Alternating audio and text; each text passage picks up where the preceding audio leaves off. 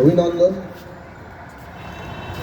একদিকে তাদের দীর্ঘ সংগ্রামের জন্য বাংলাদেশের মানবাধিকার রক্ষার ক্ষেত্রে দৃঢ় একটা অবস্থান নিয়ে নানা অত্যাচার হুমকি মোকাবেলা করে ধারাবাহিকভাবে এই দেশের মানবাধিকার রক্ষায় তাদের ভূমিকা রাখার জন্য।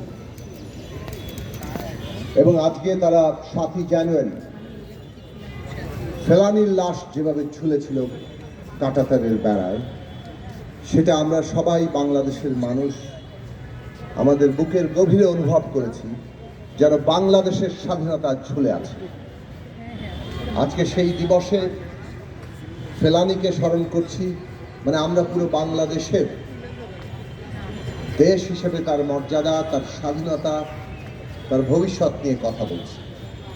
এবং সেইখানে অধিকার, সেই প্রশ্নটি সামনে রেখে আজকের এই অনুষ্ঠান আয়োজন করছে, তার জন্য তাদের ধন্যবাদ জানাই।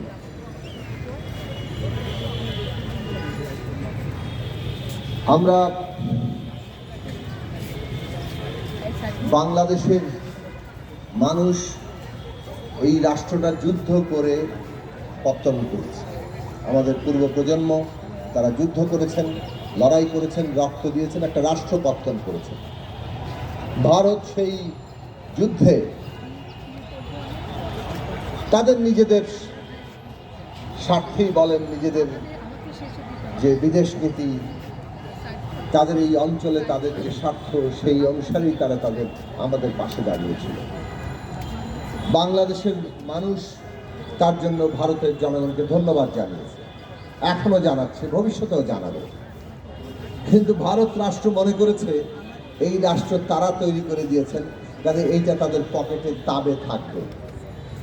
সেইটা বারবার আমরা বাংলাদেশের মানুষ ভারতকে জানিয়ে দিতে চাই যে বাংলাদেশ একটা স্বাধীন রাষ্ট্র হিসেবে জন্ম নিয়েছে, কারো তাবে থাকার জন্য নয়, কারো পকেটে থাকার জন্য নয়। এবং এইটা বাংলাদেশের মানুষ যে মনে করে, সেটা আওয়ামী লীগ নানানভাবে এই ভারতকে বন্ধু রাষ্ট্রের নাম করে যা কিছু তারা করেছে, এত সত্ত্বেও মানুষ কিন্তু সেটা গ্রহণ করেনি। ভারতের শাসকদের বলবে এটা আপনারা বুঝে নিতে পারেন, এইটা যতক্ষণ না বুঝতে পারবেন ততক্ষণ পর্যন্ত আপনারা খাবেন। এইটা যেদিন বুঝবেন সেই দিন এই অঞ্চলে শান্তি প্রতিষ্ঠা হবে। বাংলাদেশের সাথে মর্যাদার ভিত্তিতে সম্পর্ক করার জন্য আপনাদের প্রস্তুতি তৈরি হবে, সেইটা খুব দরকারি।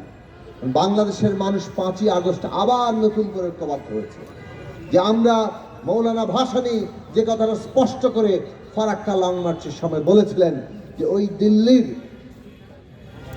গোলামি করার জন্য আমরা পিন্ডির জিঞ্জির থেকে মুক্ত হইনি, পিন্ডির জিঞ্জির থেকে মুক্ত হয়েছে একটা সার্বভৌম রাষ্ট্র হওয়ার জন্য। কাজে দিল্লির গোলামি বাংলাদেশের মানুষ গ্রহণ করবে না। আমরা ভারতের সাথে একটা সুসম্পর্ক চাই, কিন্তু সেইটা মর্যাদা, ন্যায্যতা এবং অধিকারের ভিত্তিতে। এইটা মেনে নেওয়ার বাস্তবতা তৈরি হয়েছে, এটা মানতে হবে আপনাদের। এটার ভিত্তিতেই বাকি দুনিয়া দেখতে হবে। কারণ বাংলাদেশ এখন অনেক দূর দেখছে, বাংলাদেশ এখন কেবল দক্ষিণ এশিয়া দেখছে না, বাংলাদেশ পুরো দক্ষিণ বিশ্বকে দেখছে এবং দক্ষিণ বিশ্বে একটা নেতৃস্থানীয় দেশ হতে চায়। এবং সেইটার যে অনুপ্রেরণা আমাদের জনগণ তৈরি করেছেন, ফেলানীর ঝুলন্ত লাশ প্রতিদিন আমাদের সেই অনুপ্রেরণাকে জাগিয়ে রাখবে। ফেলানীর ঝুলন্ত লাশ আমাদের বাংলাদেশের আগামী দিনের পথ চলার নির্দেশনা দেয় যে কিভাবে আমাদের অভ্যন্তরীণ এবং বিদেশ নীতি তৈরি করতে হবে।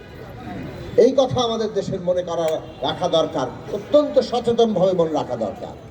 একটা দেশের সার্বভৌমত্ব হুঙ্কারে, চিৎকারে, বড় বড় কথা বলে কিন্তু প্রতিষ্ঠিত হয় না। একটা দেশের সার্বভৌমত্ব প্রতিষ্ঠা হওয়ার জন্য সেই দেশের জনগণের সার্বভৌমত্ব প্রতিষ্ঠা করা দরকার।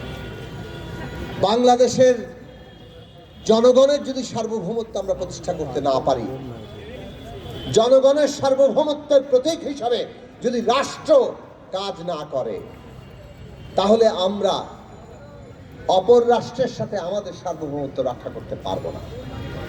যে দেশের জনগোষ্ঠী বিভাজিত, সেই দেশ তার সার্বভৌমত্ব রক্ষা করতে পারে না। আমাদের সাম্প্রতিক ইতিহাসের দিকে তাকান, অতীতে তো তার উদাহরণ আছেই।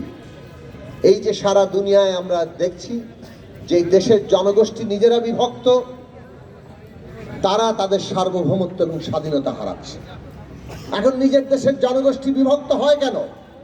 কারণ ওই যে জনগণের সার্বভৌমত্ব এবং রাষ্ট্র যে জনগণের সার্বভৌমত্বের উপর দাঁড়িয়ে থাকে, এইটাকে অস্বীকার করা হয়। এইটার প্রকাশ কি? জনগণের সার্বভৌমত্বের প্রকাশ হচ্ছে এমন একটা রাজনৈতিক ব্যবস্থা যে ব্যবস্থায় জনগণের সকল অংশই নিজেকে তার অংশীদার ভাবতে পারে। বাংলাদেশে শেখ হাসিনা এমন একটা ব্যবস্থা 15 বছরে কায়েম করেছে যে সবাইকে তারা নিজেরা আর তাদের বসম্বদের বাইরে সবাইকে তারা রাজনৈতিক ব্যবস্থার বাইরে ছুড়ে দিয়েছে। তারা একাই খেলবে।